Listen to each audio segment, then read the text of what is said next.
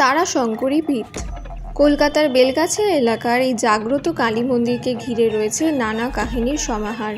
প্রচারের আড়ালে নিভৃতে বহু বছর ধরে তন্ত্রমতে পূজিত হচ্ছেন মা তারা। না, এখানে সতীর দেহের কোনো অংশ পড়েনি। আদ্যাপীঠ, তারাপীঠের মতো এটিও সিদ্ধপীঠ। 1952 সালে রেলের জমিতে মন্দিরটি প্রতিষ্ঠা করেন যোগী মহারাজ পরেশচন্দ্র রায়মৌলিক।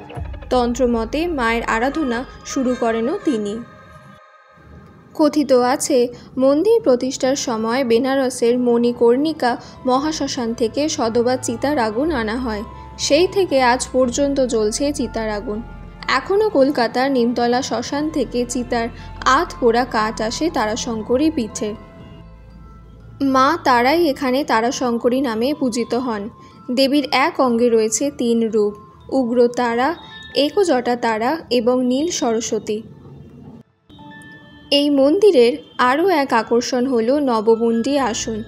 বাঘ, হাতি, শেয়াল, সাপ এবং অপঘাতে মৃত ব্যক্তি ও চণ্ডাল ইত্যাদি 9টি মাথার খুলি দিয়ে সজ্জিত রয়েছে আসন।